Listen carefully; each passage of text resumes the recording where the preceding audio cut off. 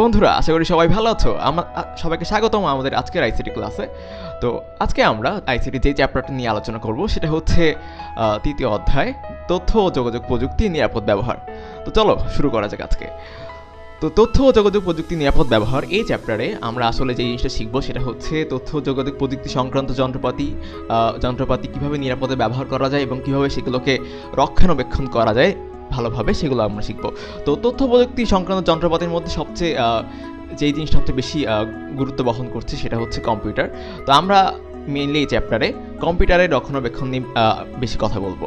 আচ্ছা, তবে শুরু করা যাক। তো কম্পিউটারের রক্ষণাবেক্ষণকে আমরা যদি ভাগ করি তাহলে দুই ভাগে ভাগ করা যায়। এক নাম্বার, কম্পিউটারের হার্ডওয়্যার।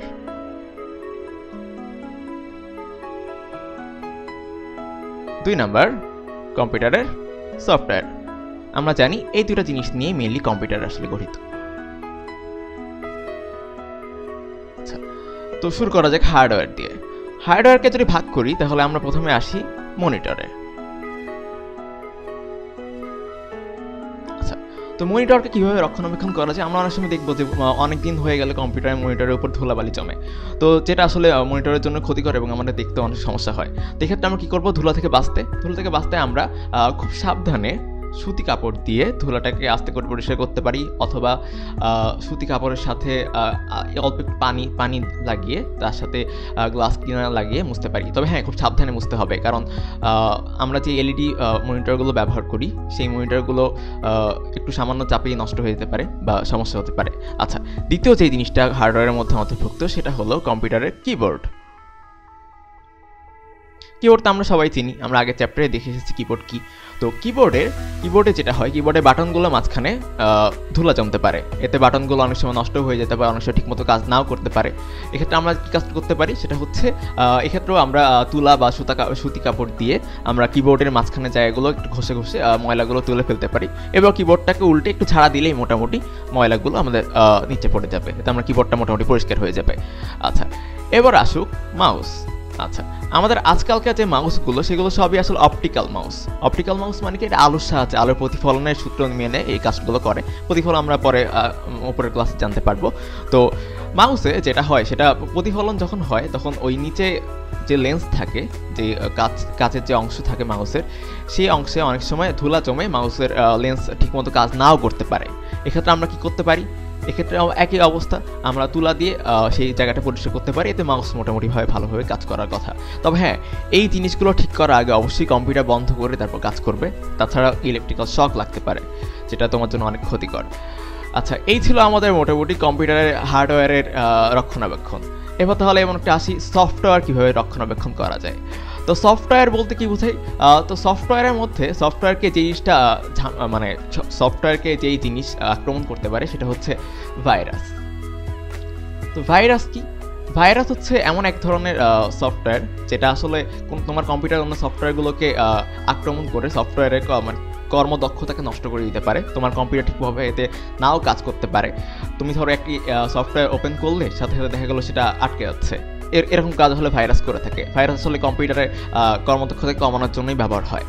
তো ভাইরাস বিভিন্ন কাজে আসলে তৈরি করা হয়েছে। তো এসব ভাইরাসকে ভাইরাসের বৈশিষ্ট্য হচ্ছে তারা কম্পিউটারে যখন ঢোকে তখন তারা একটি থেকে অনেকগুলো তৈরি হয়ে থাকে, মানে বলা যায় বংশ বিস্তারের মতো অনেকগুলো ভাইরাস তৈরি হয়, একটা ভাইরাস থেকে অনেকগুলো ভাইরাস তৈরি হয়ে থাকে। আচ্ছা, এছাড়া আরও একটা জিনিস হয়, সেটা হচ্ছে ভাইরাস যখন ঢোকে তখন মানে আক্রমণ যখন করে তখন কম্পিউটারে অনেকগুলো ফাইল নষ্ট হয়ে যেতে পারে। তো এসব জিনিস আসলে ভাইরাস করে থাকে। তো এই ভাইরাস থেকে মুক্তি পাওয়ার উপায় কি, সেটা হচ্ছে এখন এই ভাইরাস থেকে মুক্তি পাওয়ার জন্য বর্তমানে তৈরি হয়েছে antivirus.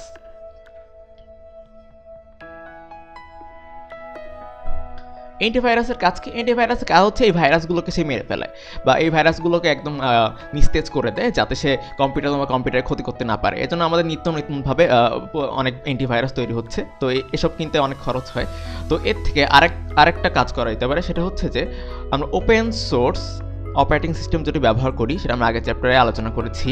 Open source operating system ব্যবহার করলে আমরা কোনো ভাইরাস আক্রমণ করবে না, কারণ এই সকল ভাইরাস ওপেন সোর্স অপারেটিং সিস্টেমের জন্য তৈরি হয় না। তো এটা এটা করলেও এক ধরনের তুমি ভাইরাস থেকে মুক্তি পেতে পারো। তো এই ছিল আমাদের একটি কম্পিউটার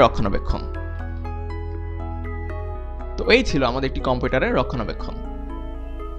তো বন্ধুরা, এবার আমরা আসি আইসিটি ব্যবহার কি ঝুঁকি থাকতে পারে। তো কোনো কিছু মাত্রাতিরিক্ত ব্যবহার করা অবশ্যই ভালো, তবে হ্যাঁ, কোনো কিছু যখন ব্যবহার অতিরিক্তভাবে করা হয়ে যাবে, যেমন যেটা মাত্রাতিরিক্ত ব্যবহার বলা যায়, তো মাত্রাতিরিক্ত ব্যবহার করলে যে কোনো জিনিসই ক্ষতির কারণ হয়ে যেতে পারে। তো আইসিটি ব্যবহার করা অবশ্যই আমাদের জন্য ভালো, কিন্তু এটা আমরা যখন অতিরিক্ত ব্যবহার করব তখন আমাদের কিছু ঝুঁকি থেকে যায়। তো এই ঝুঁকিগুলোর মধ্যে 1 নম্বর ঝুঁকি যেটা হতে পারে সেটা হচ্ছে মানসিক সমস্যা।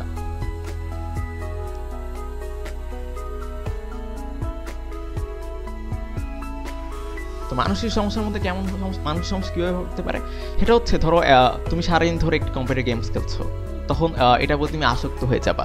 তো এটা এটা অতিরিক্ত গেম খেলতে খেলতে দেখা যাবে তোমার চিন্তা শক্তি আস্তে আস্তে লোপ পাচ্ছে। তো এসব সমস্যা ঘটতে পারে। এছাড়া আরও সমস্যা হতে পারে, সেটা হচ্ছে সেটা হচ্ছে তোমার নৈতিক চরিত্রের অবক্ষয় ঘটতে পারে। ইন্টারনেটের মাধ্যমে অনেক সময় বিভিন্ন অশ্লীল জিনিসপত্র সাথে তুমি সম্পৃক্ত হয়ে যেতে পারো। তো নৈতিক অবক্ষয় এক্ষেত্রে ঘটার সম্ভাবনা রয়েছে। তো আমরা সবসময় চেষ্টা করবো আইসিটিকে একটি নির্দিষ্ট মাত্রায় ব্যবহার করার জন্য, যাতে আমাদের এই সমস্যাগুলো না হয়। নিয়মিত আমরা খেলাধুলা করার চেষ্টা করবো, কম্পিউটার গেমসের বাইরেও কম্পিউটার গেমস আমরা একটা নির্দিষ্ট মাত্রায় খেলার চেষ্টা করবো। তো এসব কিছু করার মাধ্যমে আমরা আমাদের জীবনকে অন্য বদলে দিতে পারি আইসিটিকে একটি নির্দিষ্ট মাত্রায় ব্যবহার করার মাধ্যমে। সবাইকে ধন্যবাদ আজকে ক্লাস।